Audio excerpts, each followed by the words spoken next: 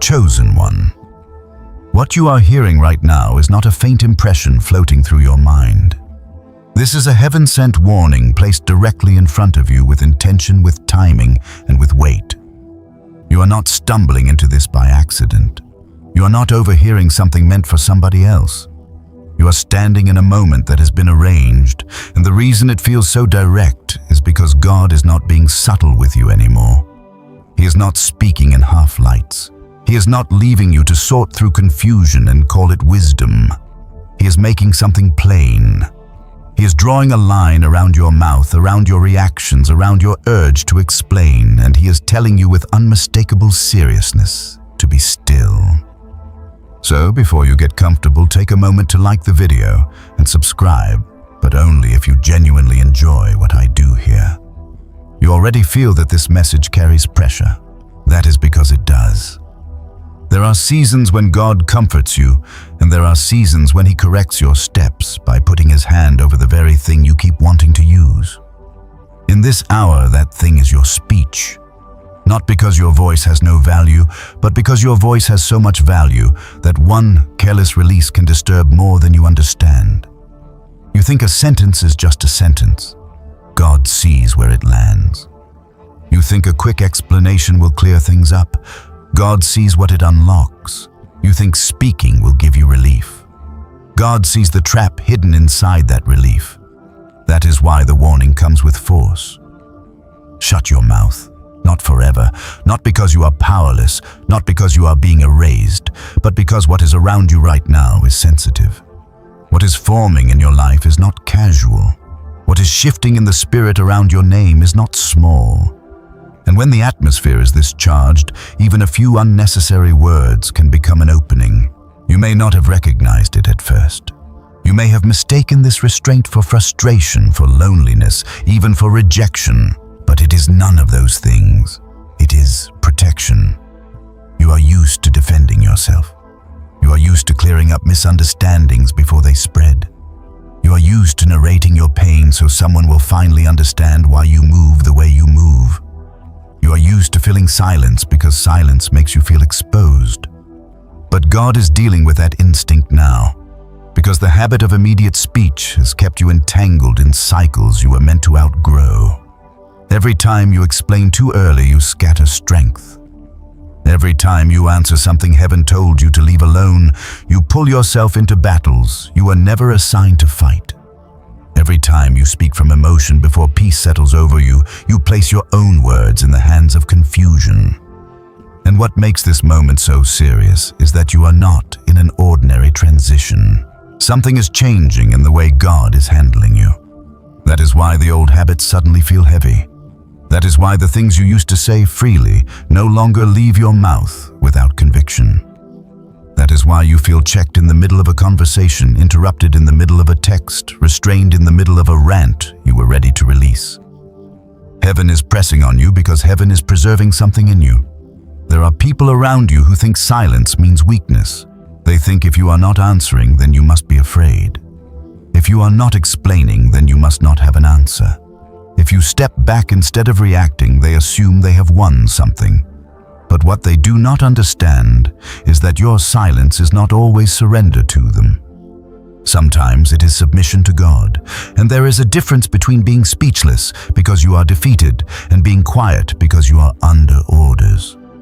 One comes from fear, the other comes from authority. This is where your discernment has to grow. Because not every urge to speak is wisdom. Not every open door for conversation is permission. Not every audience is safe. Not every question deserves your answer. Not every accusation deserves your defense. Some things are sent to pull words out of you. Some confrontations are bait. Some misunderstandings are allowed to sit there because God is watching whether you trust him enough to leave them untouched.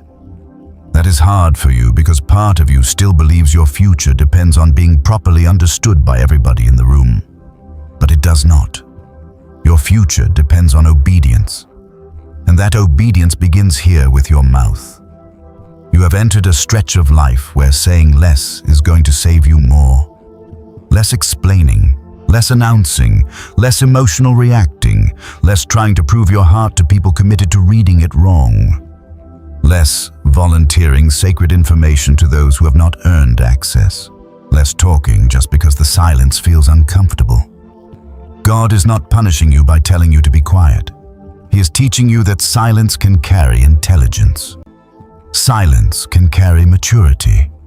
Silence can carry spiritual weight. The wrong people are often fed by your explanations. The wrong atmosphere is often energized by your reactions. The wrong battle often survives because you keep giving it language. You may even feel this message exposing something deeper in you, and that is good. Because when God tells you to guard your mouth, He is not only correcting behavior, He is revealing where your soul still reaches for control. Talking can become a form of control. Over-explaining can become a form of self-rescue.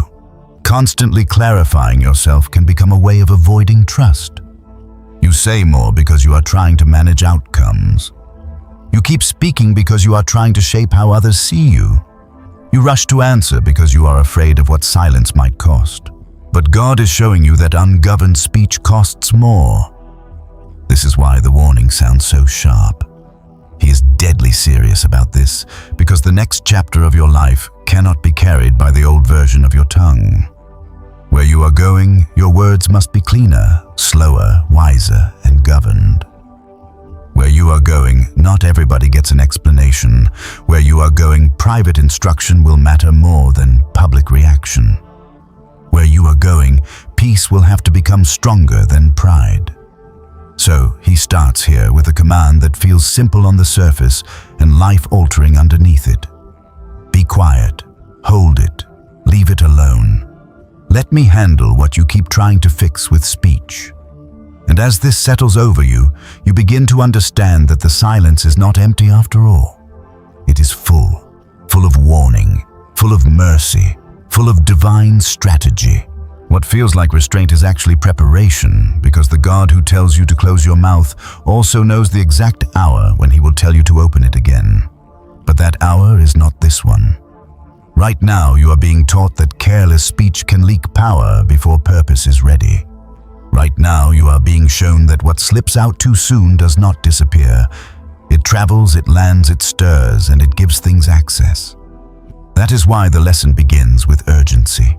That is why the command reaches you before the explanation fully does. And that is why, from this moment forward, you cannot treat your own words lightly anymore. You feel the weight of that last warning still resting on you, and that is exactly where this has to continue, because once God starts dealing with your mouth, He is never only talking about conversation. He is talking about release. He is talking about what leaves your spirit, what enters an atmosphere, and what begins moving because you gave it sound. That is why careless speech is never as harmless as it feels in the moment. You live in a world that teaches you to say whatever is on your mind, to unload every feeling as soon as it rises, to call it honesty when it is really impulse, to call it freedom when it is actually a lack of restraint. But heaven does not treat words casually.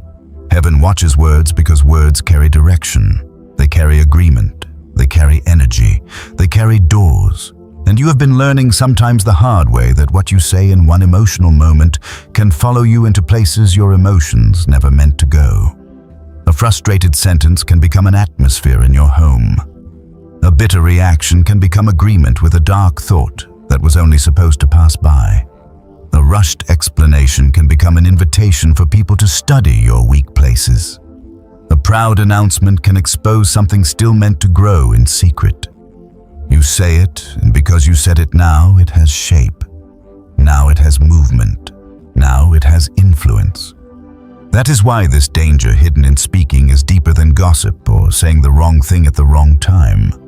It is the danger of leaking strength. You may not think of speech that way, but that is exactly what happens when you speak out of season. There are things God is trying to mature inside you quietly, and every time you rush to talk about them, you drain some of the strength they were building in private. You tell people what God is showing you before it has roots. You announce healing before it is stabilized. You describe a new assignment before your spirit is prepared to carry the pressure that follows public exposure. And then you wonder why things feel fragile, why resistance rises, why confusion increases, why peace disappears after every conversation. It is not always because people are against you. Sometimes it is because you opened your mouth too early. That does not mean every word is dangerous. It means undisciplined words are dangerous. There is a difference. God is not calling you into fear of your own voice. He is calling you into stewardship. He is showing you that your mouth is not just for expression, it is for alignment. Your words are supposed to line up with truth, timing, and wisdom. When they do, they carry life. When they do not, they create unnecessary struggle. This is why some of the greatest damage in your life has not come from enemies with power. It has come from moments when you gave your own weariness the microphone. Think about how often the enemy does not need to invent a new attack when he can simply wait for you to narrate your discouragement in a way that makes you agree with defeat. You go through one exhausting stretch and start saying nothing ever works out for you. You experience one betrayal and begin speaking as if nobody can ever be trusted. You face one closed door and start calling yourself forgotten. You enter one confusing season and begin describing your future with the language of hopelessness. And what began as emotion starts turning into repeated confession. That repetition matters. Because what you repeatedly say your soul begins to organize around. What you repeatedly say your spirit begins to expect. What you repeatedly say your ears begin to believe. This is why heaven interrupts you sometimes in the middle of your own sentence. Because God hears the direction of your speech even when you think you are just venting. And because He loves you, He refuses to let some words settle over your life unchallenged. You have felt this before. You start speaking from pain and something inside you tightens. You start drafting a message to expose your disappointment and your peace leaves. You begin telling someone all the details and suddenly there is hesitation like an invisible hand pulling back the reins. That is not random. That is not your imagination. That is mercy stepping in before your mouth creates a trail your spirit will later have to clean up. The hidden danger is also this: talking too much can make you think you have processed something when you have only performed it. That is one of the great deceptions of constant speech. You can discuss a wound endlessly and still never heal. You can narrate your plans repeatedly and still never obey. You can explain your pain to 10 people and still never bring it honestly before God. You can feel productive because you are talking, while in truth, you are circling the same place. And sometimes the reason heaven quiets you is because talking has become a substitute for transformation. You are describing what should be changing instead of allowing it to change. There is also a danger in how speaking invites opinions. The more you expose, the more voices arrive. The more voices arrive, the harder discernment becomes if you are not grounded. You tell one person what you think God is doing, and soon you are carrying their interpretation, their anxiety, their unbelief, their curiosity, their projections. What began as a clean instruction becomes clouded by commentary. What began as something sacred becomes public material for discussion. And then you are no longer just hearing God, you are sorting through noise. This is one reason silence protects you. It protects the purity of what heaven is still forming before human hands start touching it. You may have noticed that some of your greatest moments of confusion came after unnecessary conversation. Before you spoke, you had peace. Before you explained, you were clear. Before you went around telling everybody what was happening, you felt stable. Then you started sharing, processing, defending, clarifying, announcing, and suddenly your spirit was crowded. That crowding is not small. It drains sensitivity. It dulls instinct. It makes you second-guess what was once simple. The danger was never just that someone might misuse your words. The danger was that too much speaking would disconnect you from the stillness where God was guiding you. And then there is the danger of reaction. This one has cost you more than you like to admit. You know what it is to be provoked. You know what it is to feel misunderstood and want to fix it immediately. You know what it is to read a message, hear a tone, catch an insult, feel a stab of disrespect and instantly begin building your response. In those moments, speech feels like power. It feels like justice. It feels like reclaiming your place. But reaction-driven speech almost never produces what it promises. It gives you a flash of relief and leaves behind a trail of complication.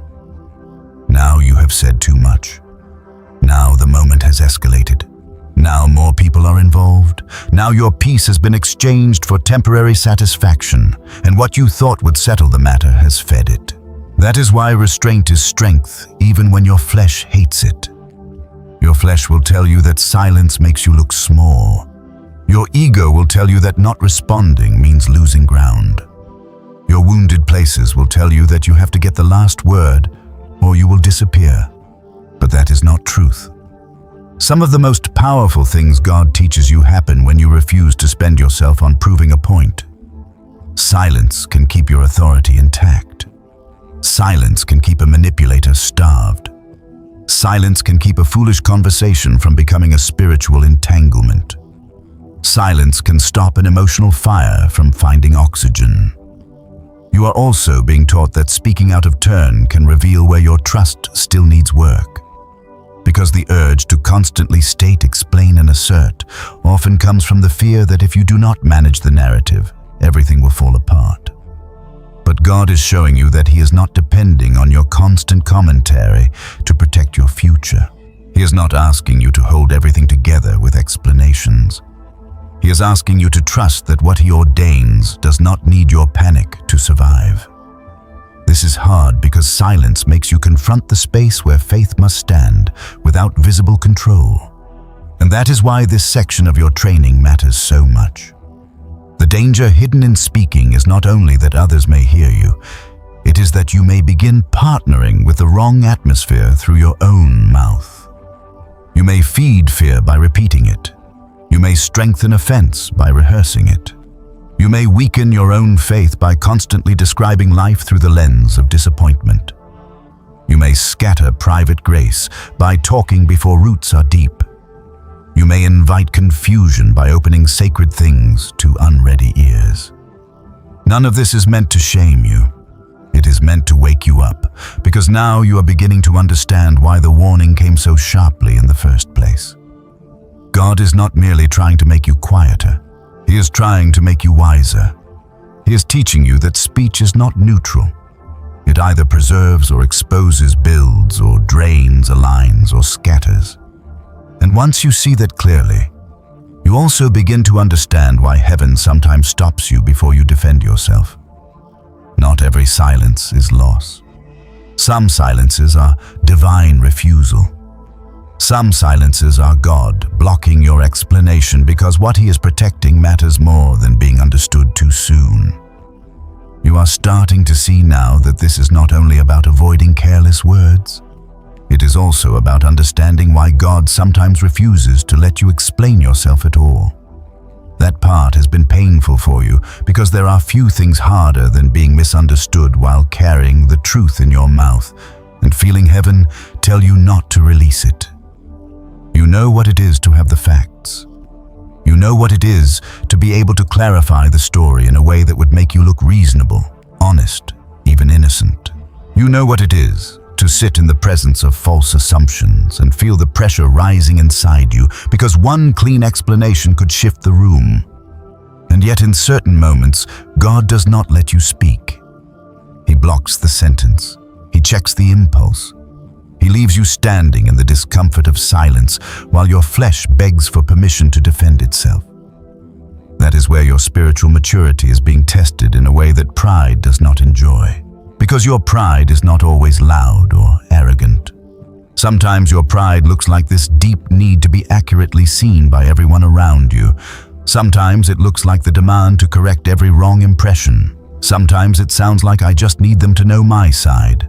And though there are times when truth should absolutely be spoken, there are other times when that urge is not about justice at all. It is about control. It is about your discomfort with letting God manage something you could manage yourself with a few sentences. That is why He blocks your explanation. Not to humiliate you, but to teach you what trust looks like when it is expensive. You are learning that there is a form of silence that is not weakness, not fear, not passivity, but surrender. Surrender does not always look dramatic. Sometimes it looks like a message deleted before sending. Sometimes it looks like letting someone assume what they want for a season. Sometimes it looks like declining to narrate your motives to people who have already decided how to read you. Sometimes it looks like walking away with truth still in your mouth because God did not authorize its release. This kind of surrender hurts because it leaves your image unattended. It leaves your reputation in a place where heaven, not your own effort, has to defend it. And that is exactly the point. You have probably noticed that the moments when you most want to explain yourself are often the moments when emotions are hottest. You feel accused, reduced, misread, overlooked, or dishonored, and suddenly you do not only want resolution, you want relief. You want the discomfort to end. Explanation promises that relief. It whispers that once your words are out, the pressure will lift, but often it does not. Often explanation given under emotional heat only deepens entanglement. It creates more questions, more commentary, more opportunities for your words to be twisted, more hooks for the wrong people to grab. God sees all of that before you do. He sees where the conversation is headed. He sees what would be awakened by your defense. He sees the spiritual cost hidden behind your temporary emotional relief. So he blocks it. What feels cruel in the moment is often mercy at a level you only understand later. There are things you did not say that later saved you. There are reactions you never sent that protected your peace.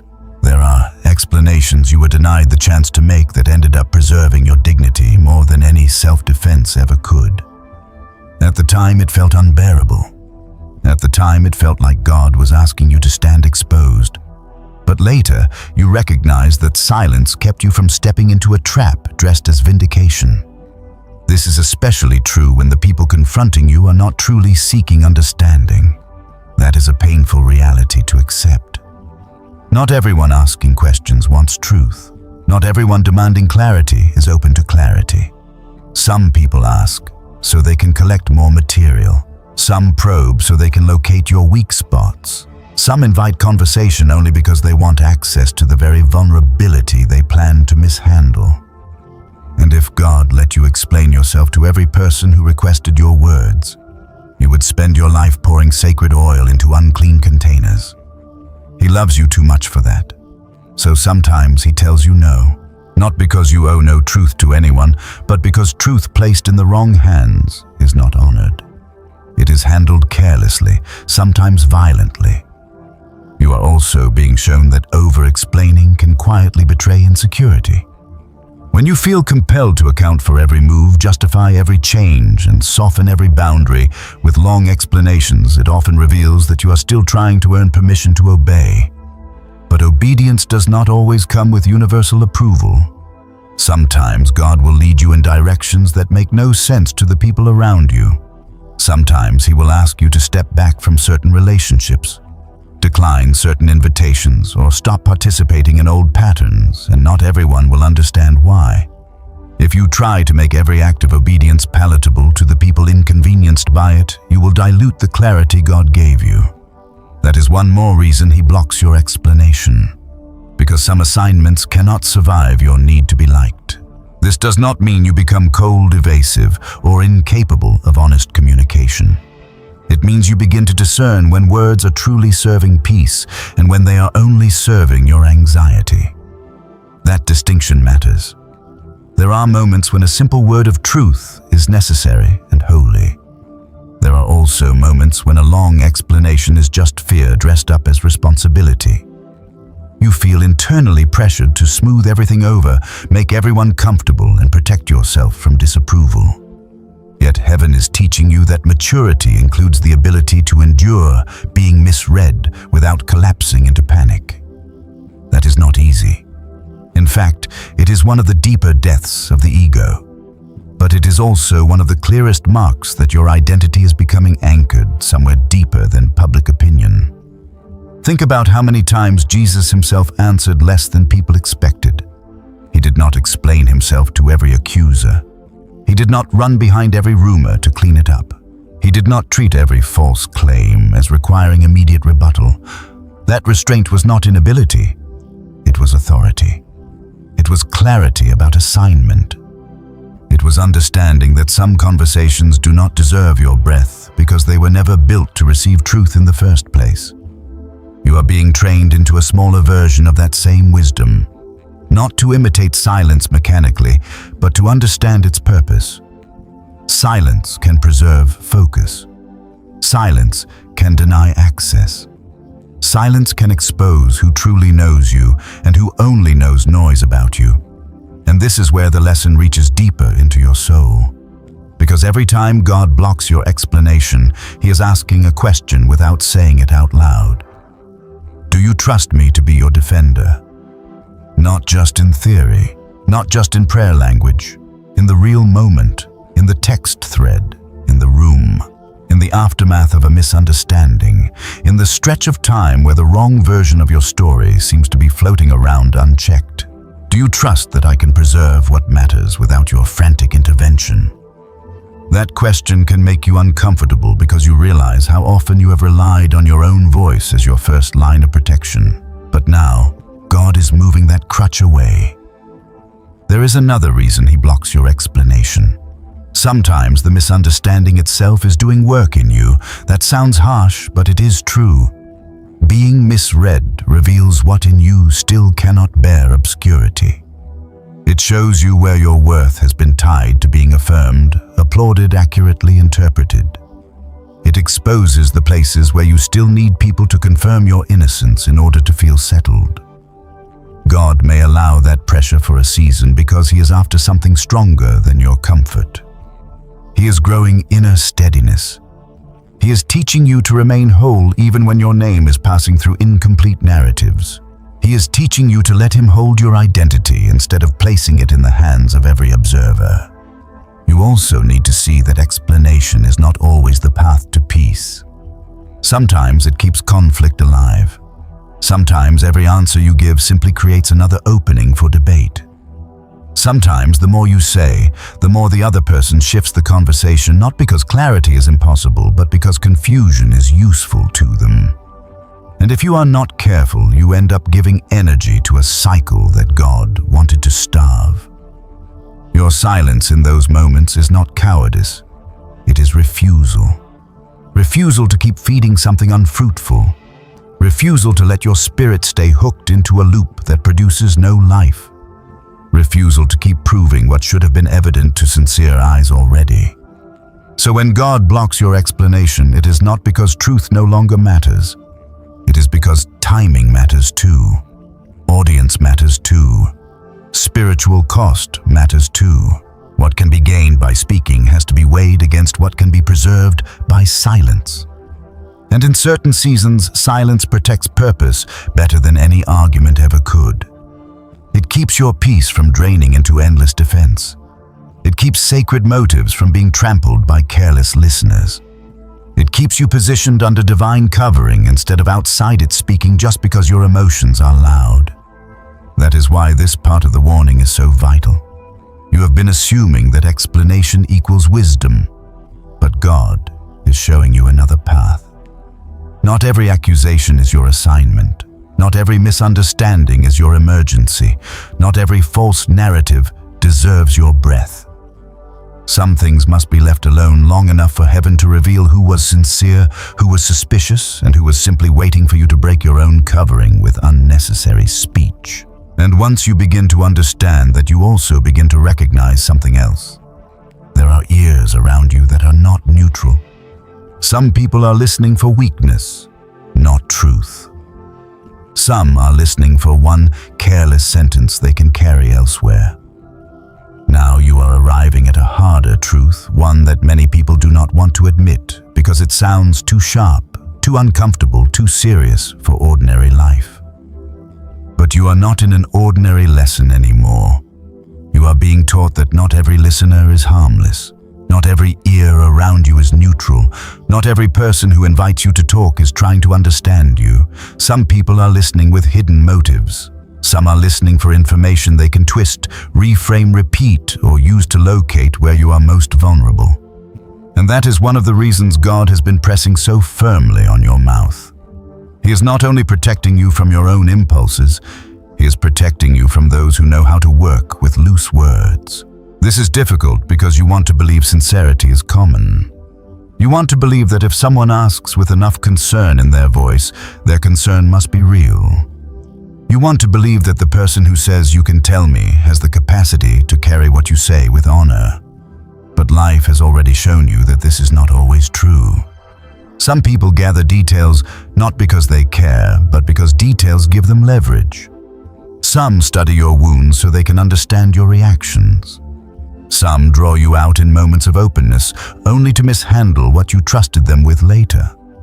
Some do not come to support your healing, they come to inspect your weak places. That is why discernment around speech matters so deeply.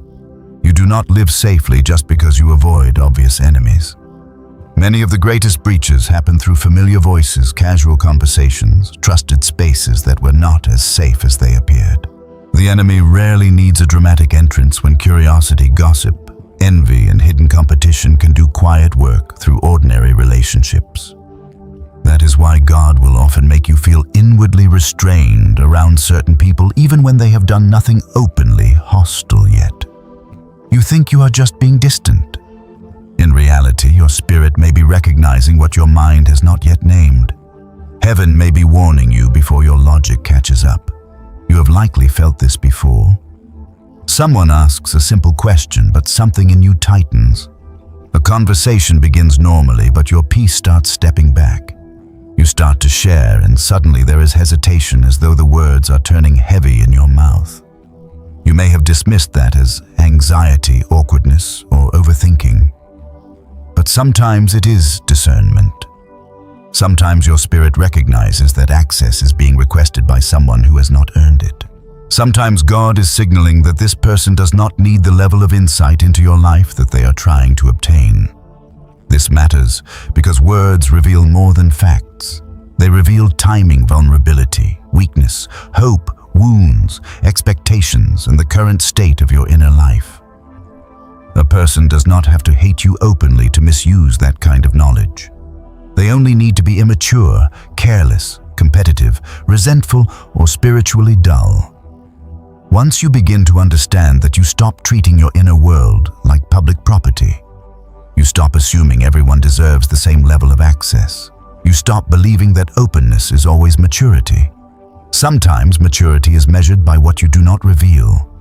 There are people who know how to listen selectively. They will ignore all the strength in your story and keep only the fragile parts. They will bypass your wisdom and remember only your confusion. They will hear one moment of discouragement and carry that version of you as though it is your whole identity.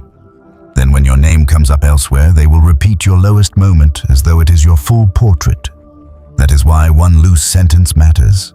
One unguarded confession in the wrong hands can travel far beyond the room it was spoken in.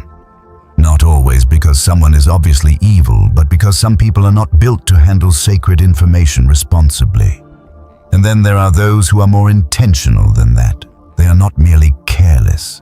They are strategic. They ask questions to map your inner terrain. They notice what triggers you, what discourages you, what makes you doubt yourself, what kind of validation you crave, what wounds still ache when touched. They may never say it directly, but they file it away. Then, in another moment, they use tone timing, withdrawal, comparison, or subtle comments to press exactly where they know you are soft.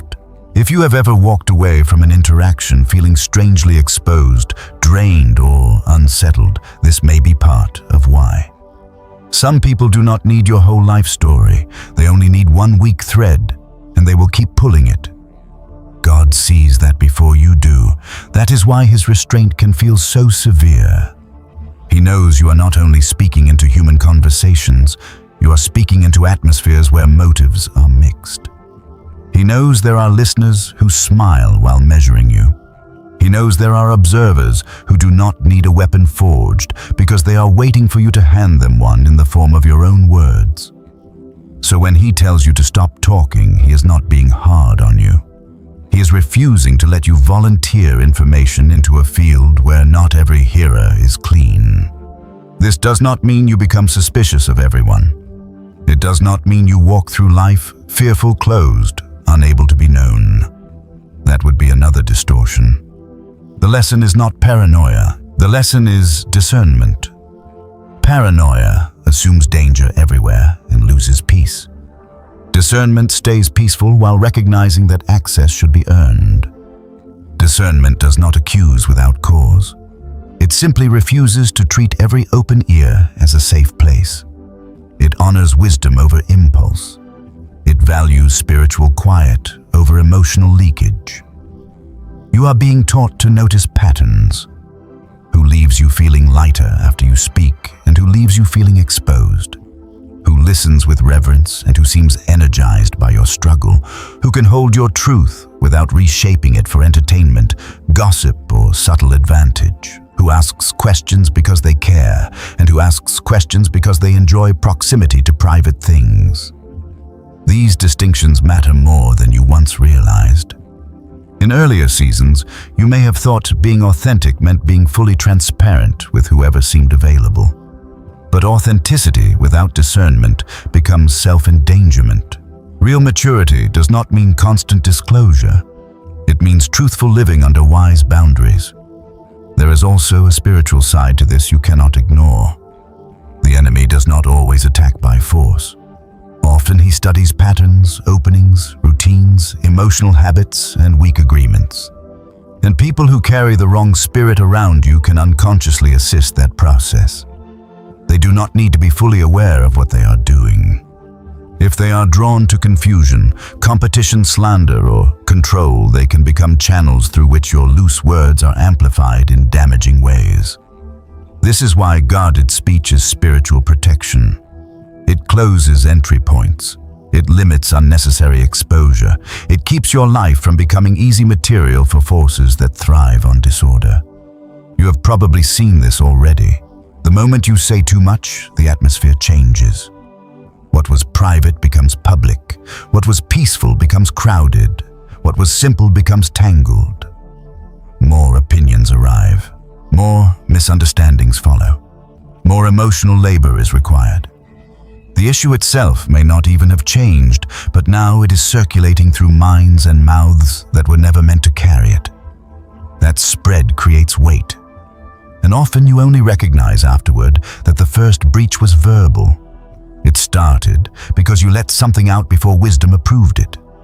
This is why your silence can frustrate certain people. When you stop oversharing, some will accuse you of being distant. When you stop explaining every move, some will call you secretive. When you stop feeding curiosity, some will act offended. But not all offense is meaningful. Some people are upset simply because they no longer have access to material they once used to feel close, informed, or in control. Do not mistake their frustration for proof that you are doing something wrong. Sometimes their discomfort is the evidence that a boundary is finally working.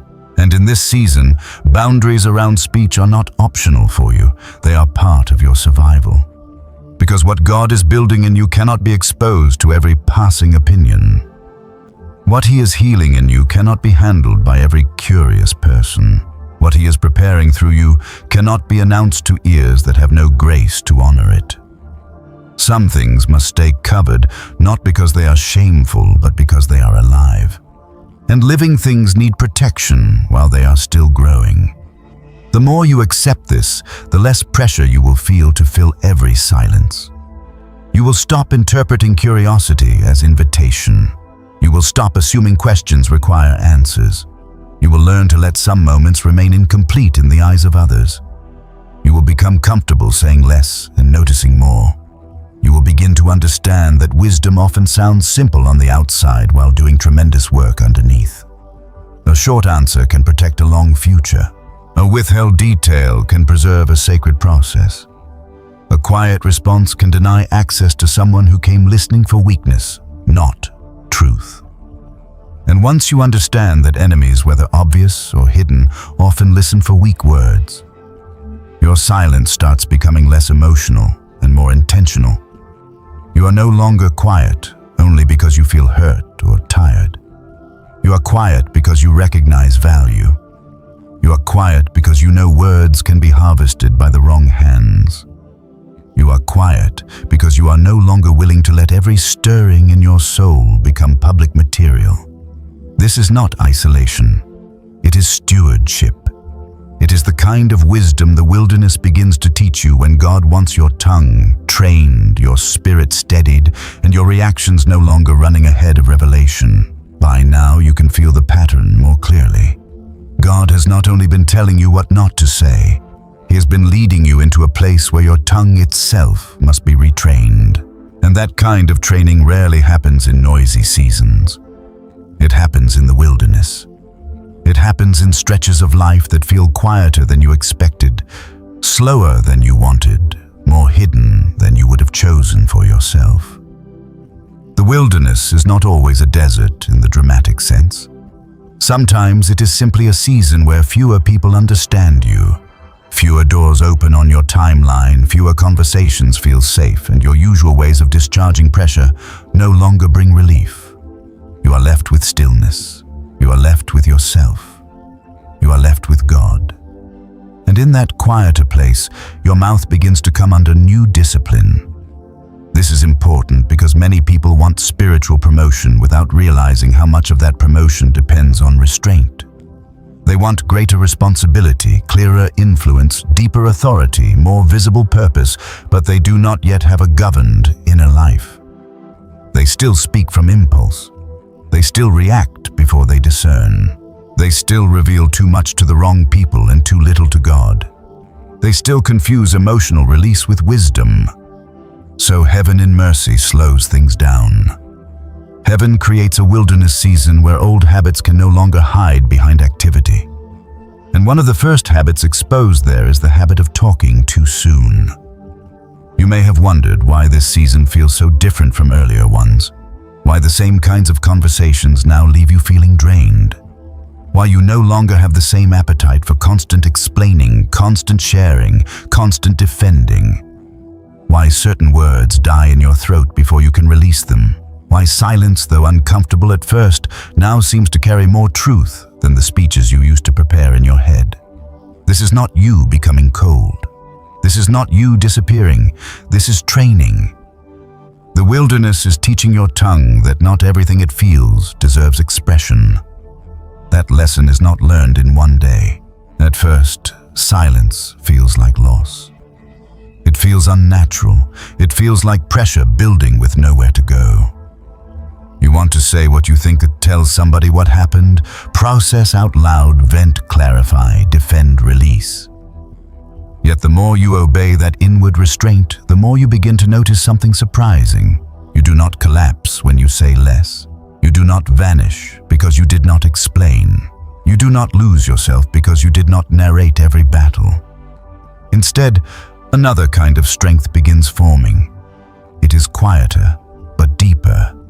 Less performative, but more stable. Less emotional, but more real. The wilderness does that. It strips away the illusion that constant expression equals strength. It teaches you that strength can look like sitting with a feeling without giving it a microphone. Strength can look like enduring misunderstanding without running after correction.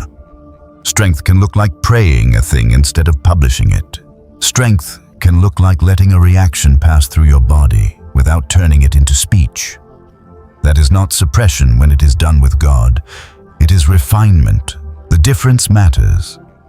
Suppression hides what needs healing. Refinement places what rises in you before God until it becomes clean enough to carry or quiet enough to release.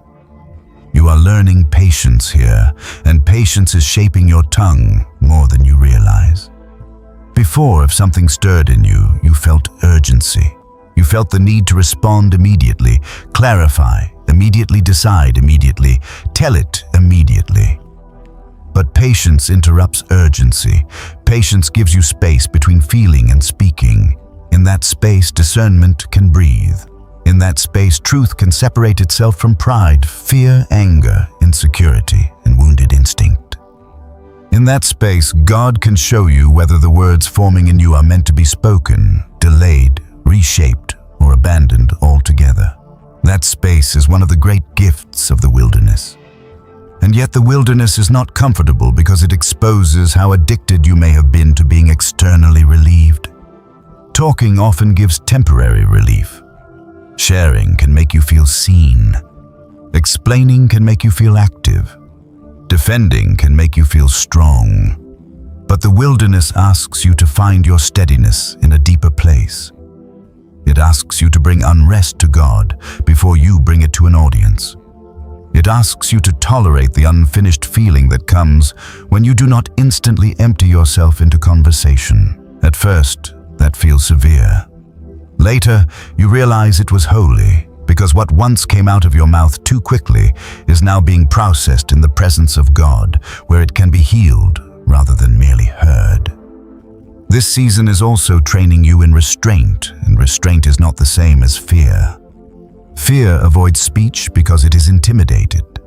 Restraint governs speech because it is wise. Fear stays silent because it feels powerless. Restraint stays silent because it recognizes timing. That difference is part of your education now. God does not want you timid. He wants you governed. He does not want your voice erased. He wants it matured. He does not want you hiding from confrontation forever. He wants your responses to come from peace rather than reflex. The wilderness is where that distinction becomes clear. You may notice that your prayers are changing too. Instead of asking mostly for situations to change, you may find yourself asking for mastery over yourself, for a cleaner spirit, for a slower tongue, for discernment before response, for peace strong enough to outlast provocation. That is growth.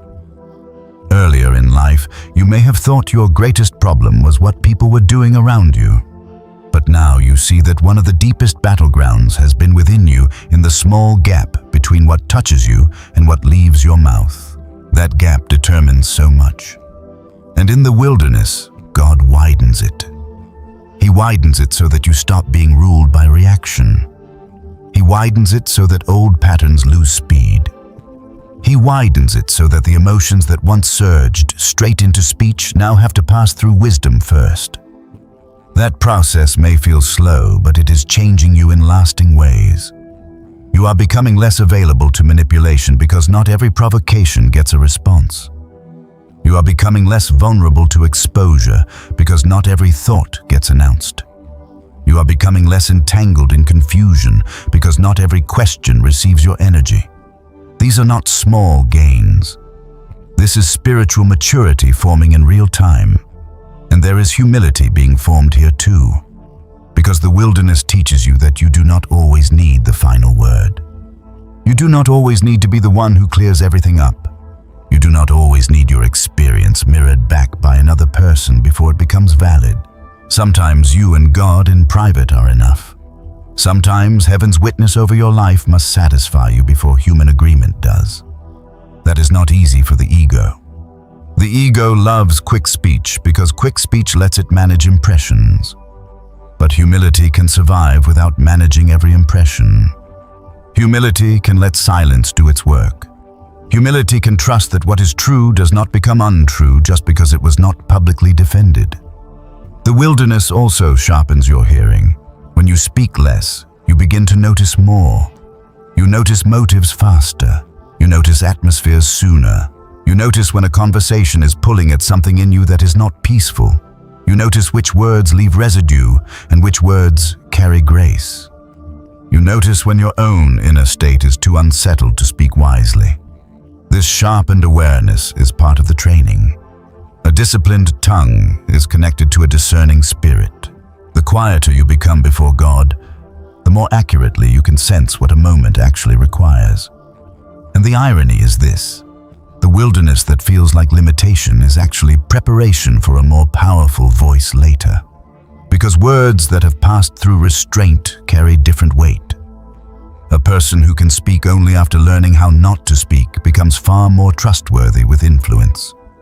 A person who has been trained in quiet does not waste words. They do not scatter revelation. They do not feed every conflict.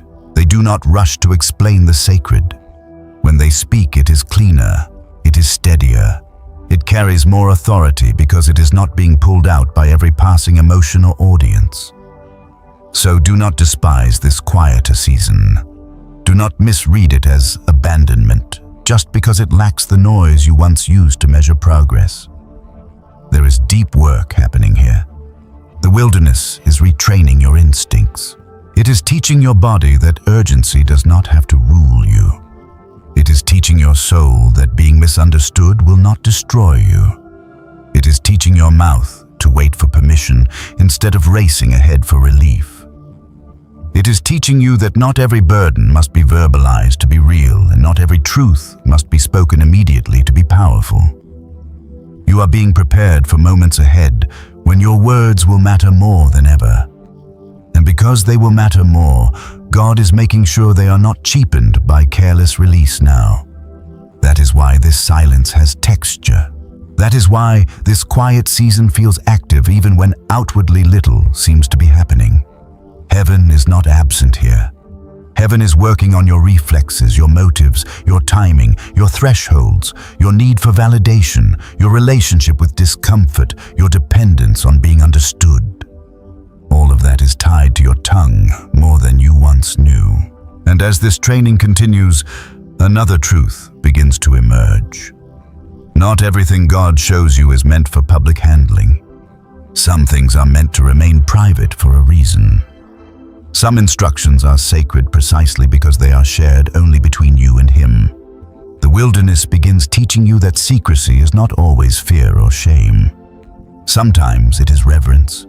Sometimes what must stay hidden is holy. That is where this deepens even more, because after the wilderness starts retraining your tongue, you begin to realize that some things are not merely private. They are sacred. There is a difference. Private can simply mean hidden for a time. Sacred means set apart, not to be handled casually, not to be exposed to every opinion, not to be carried into every conversation just because it lives in your heart. And one of the hardest lessons for you has been learning that not every revelation, not every promise, not every instruction from God is meant to be shared the moment you receive it. Some things must remain between you and God, because the space between you and God is where they stay protected, clear, and alive. You have probably felt the temptation many times. The moment God shows you something beautiful, you want to tell it. The moment you sense a breakthrough, you want to announce it. The moment a promise stirs hope in you, you want somebody else to witness it, so the joy feels more real. That temptation is deeply human. It does not always come from pride. Sometimes it comes from excitement. Sometimes it comes from loneliness. Sometimes it comes from the simple desire to have another person affirm that what you received was real. But even innocent motives can still lead to premature exposure. And premature exposure can damage things that were still meant to remain under covering. This is why God often keeps calling you back to restraint. Not because He is trying to make your life secretive, but because He knows that revelation shared too early can lose purity. The moment something sacred is brought into public space, it becomes subject to reaction. People begin interpreting it, questioning it, measuring it, advising it, doubting it, comparing it, even admiring it in ways that are not clean. Suddenly, what was simple between you and God becomes crowded with human touch. And not all touch is gentle, not all touch is holy. Some things weaken the moment they are overhandled. That is especially true with promises. A promise from God is not only information, it is often a seed, and seeds are powerful, but they are also vulnerable in early stages. You do not dig them up every day to prove they are growing. You do not pass them around from hand to hand so everyone can inspect them. You cover them, you water them, you let them root in quiet places. That is how sacred things mature. But many people ruin their peace because they take a seed straight out of God's hand and carry it into rooms full of commentary. Then the questions begin. Are you sure? When will it happen? What if you heard wrong? Why would God do that for you? Have you considered this? Have you thought about that?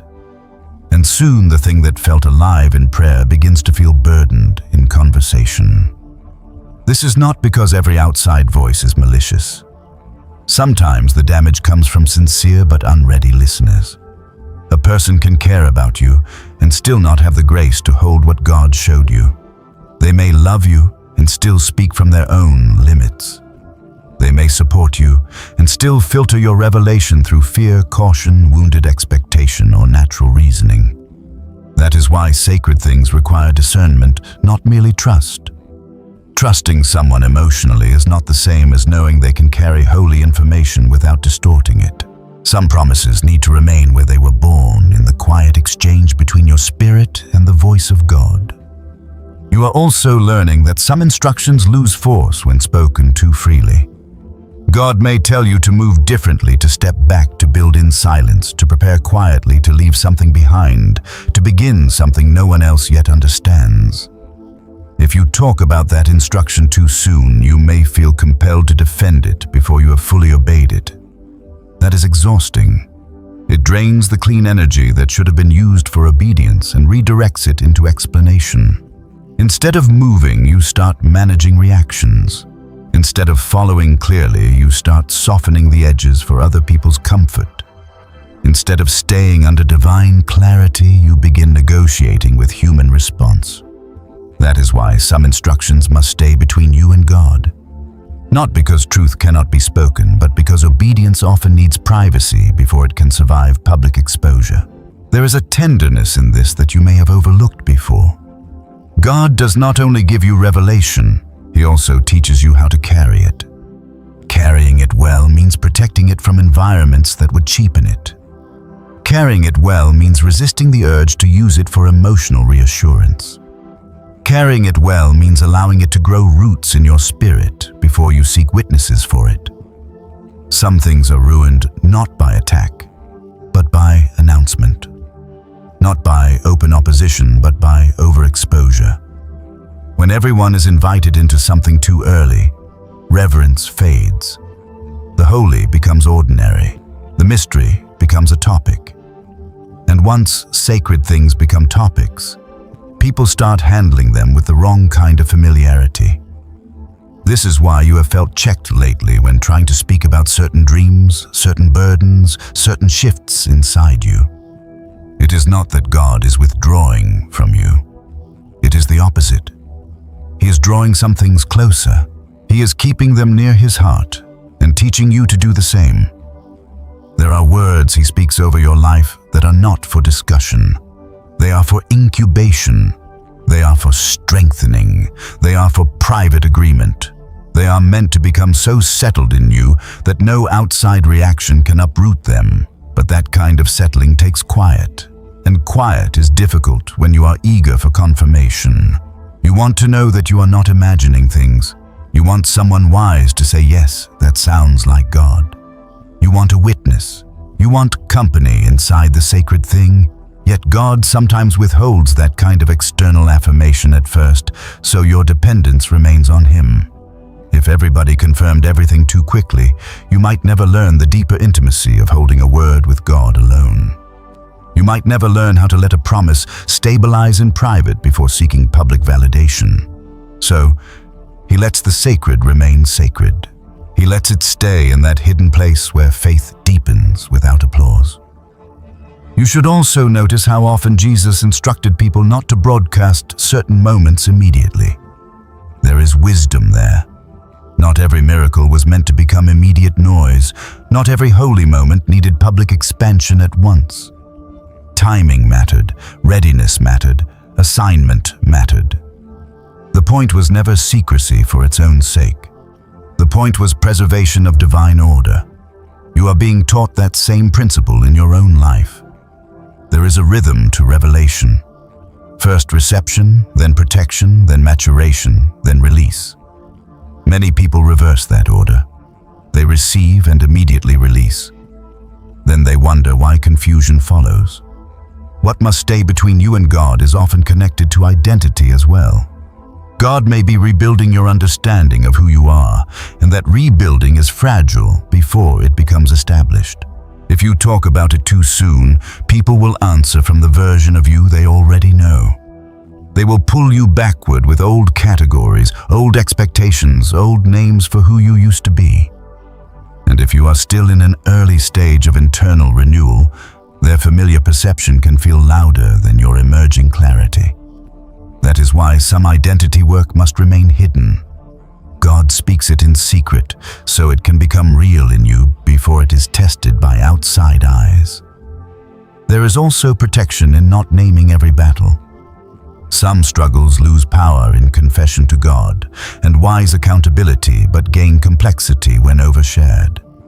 Not everyone needs to know what you are fighting. Not everyone needs your inner map. Some details belong only in places of true safety. Some prayers are too intimate for public language. Some tears are too holy to be translated for casual listeners. Guarding those places is not denial. It is reverence. It is understanding that your life with God includes chambers where not everyone may enter. And as you begin honoring those chambers, something shifts in you. You stop treating every revelation as content. You stop treating every promise as an announcement. You stop feeling obligated to narrate your becoming while it is still happening. You become less eager to display what is still taking shape and more willing to let it mature unseen. That hiddenness starts producing strength. Your confidence grows roots instead of chasing reactions. Your peace becomes less dependent on who claps, who understands, who approves. The sacred becomes enough because God is enough. This is not isolation. It is consecration. It is the holy discipline of letting some things remain covered until God Himself says otherwise. And when He does say otherwise, the thing released will carry more weight because it has spent time in private with Him. It will not come out needy, fragile, or dependent on everybody's approval. It will come out seasoned, rooted, clear, alive. That is what sacred secrecy produces. So when you feel the urge to explain every promise, announce every shift, or speak every instruction before it has settled, remember this. Some things are protected by silence because silence keeps them in the place where they first became true. Between you and God, there is a chamber the world does not get to enter on demand. In that chamber, trust is built, promises take root, identity is healed, and direction becomes steady. And once you learn to guard that place, you also begin to understand why refusing to react can break patterns that once kept draining your life. Because many cycles survive only when you keep speaking into them. Once you begin guarding what is sacred, another layer of wisdom starts opening in front of you.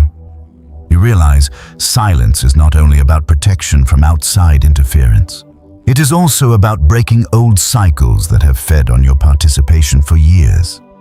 Some patterns in your life have survived not because they were stronger than you, but because they kept finding access through your reactions.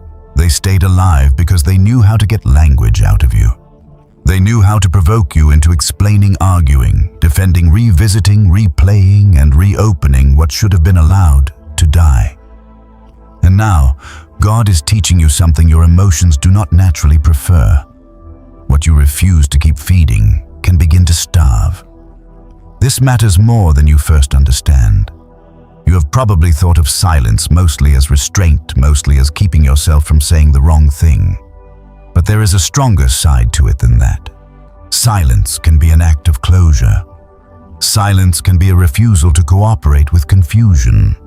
Silence can be a wall placed in front of manipulation. Silence can be the first clean break in a pattern that once ran your energy into the ground. Some cycles do not collapse because you finally found the perfect speech. They collapse because you stopped giving them access to your breath. You know what it is like to get pulled into loops. A comment touches a wound and suddenly you are back in the same kind of argument.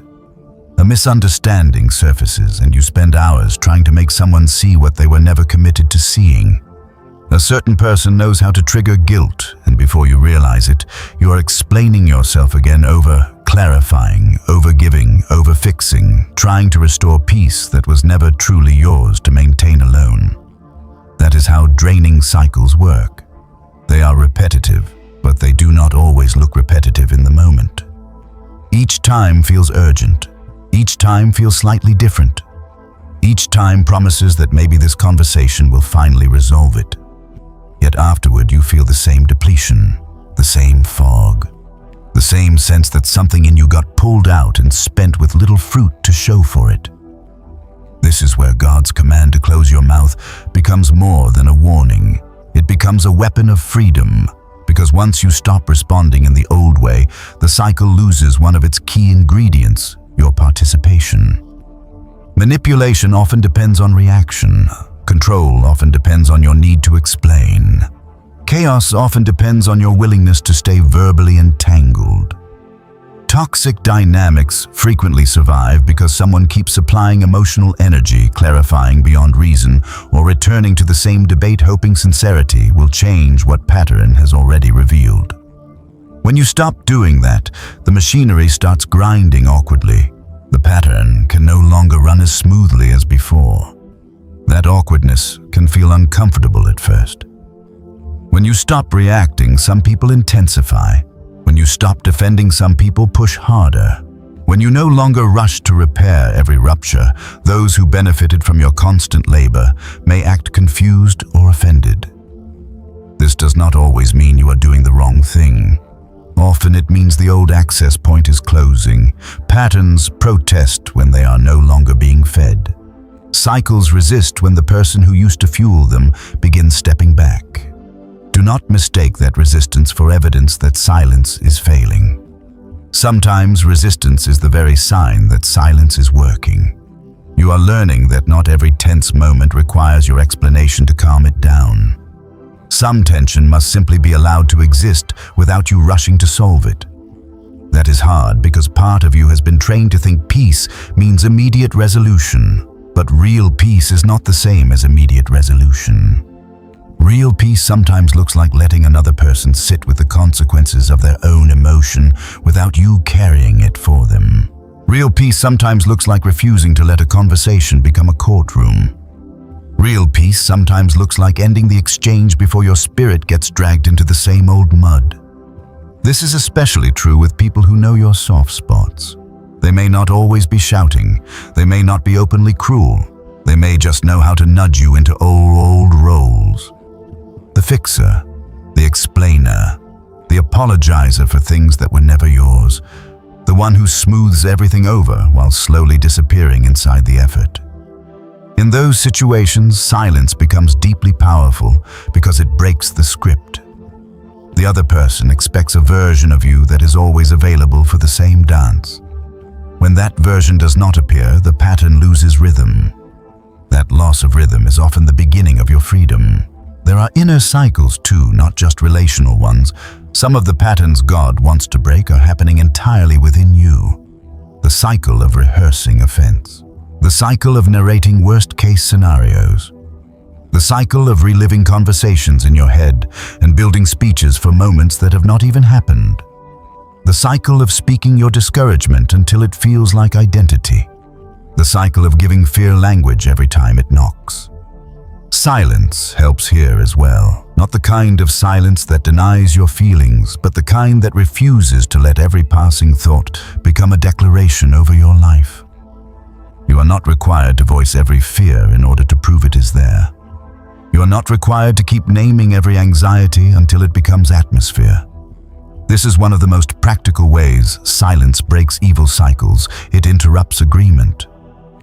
The enemy loves repeated agreement. He loves when fear gets spoken like prophecy, when bitterness gets spoken like wisdom, when hopelessness gets spoken like realism, when shame gets spoken like honesty.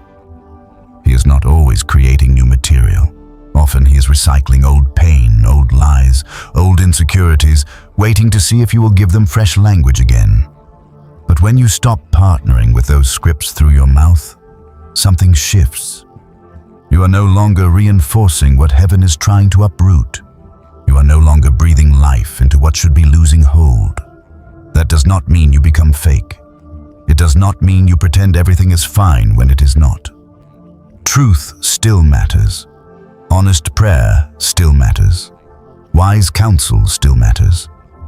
But there is a difference between honest processing and habitual reinforcing. There is a difference between bringing pain before God and building your identity around speaking pain repeatedly in every direction. There is a difference between confessing struggle for healing and rehearsing defeat. until it becomes your internal soundtrack. Silence helps expose that difference. It forces you to ask, am I expressing truth toward healing, or am I just feeding a pattern because it is familiar? You may also notice that some family patterns begin losing power when you stop speaking in inherited ways. Maybe the environment around you trained you to react fast, defend loudly, interrupt, accuse, guilt, dramatize, or over-explain. Maybe you learned that whoever talks the longest controls the situation. Maybe you learned that silence means losing. But now, God is undoing some of that training. He is showing you that generational patterns are not only behavioral, they are verbal. They travel through tone, rhythm, reflex, timing, and repeated phrases. When your mouth changes cycles older than you begin to crack. That is why this is so serious. God is not only saving you from a few bad conversations, He may be cutting through patterns that have moved through your family line for years. The breaking does not always look dramatic. Sometimes it looks as simple as not answering a baiting message immediately. Sometimes it looks like giving a brief response instead of a page-long defense. Sometimes it looks like not revisiting the same issue for the 10th time. Sometimes it looks like ending a conversation when your peace starts slipping. Sometimes it looks like praying instead of arguing. Sometimes it looks like refusing to give your imagination permission to keep building speeches against people who are not even present. These quiet decisions add up. They may seem small, but they redraw the pathways through which your energy used to leak, and you will feel the difference. The more you stop feeding old cycles, the more room you have for peace. The more you stop reacting on demand, the more your inner life stabilizes. The more you refuse to rehearse what is dark, manipulative, or draining, the less authority those patterns seem to have over your day. You begin to recover yourself. Your mind becomes less crowded. Your spirit becomes easier to hear. Your body feels less constantly braced for the next emotional demand. That is not accidental. It is what happens when silence stops evil cycles from using your tongue as a continuation point. There is also a holy discomfort in this season because part of you still wants closure through conversation. You still want some people to understand. You still want the perfect words that will finally make the pattern end cleanly. But many cycles do not end because everyone understands. They end because you stopped participating in what kept them alive. That can feel incomplete to the ego. It can feel unsatisfying to the wounded parts of you. Yet freedom is not always emotionally satisfying in the moment.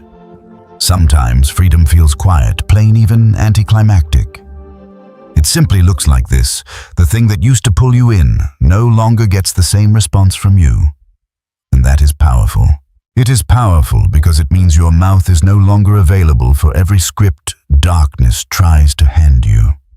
It is powerful because you are no longer letting other people's instability automatically become your verbal assignment. It is powerful because you are learning that restraint is not empty. It creates space for God to work where your constant involvement once kept the cycle spinning. So the silence is doing more than preserving mystery.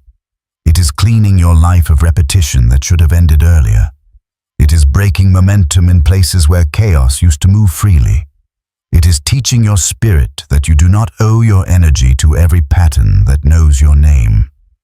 And as that realization settles in, another question rises naturally. If silence can break cycles, then how do you know when it is finally time to speak? Because there is a difference between holy restraint and fear-based muteness. And God is not training you to stay silent forever. He is training you to speak at the right time, from the right place, under the right authority.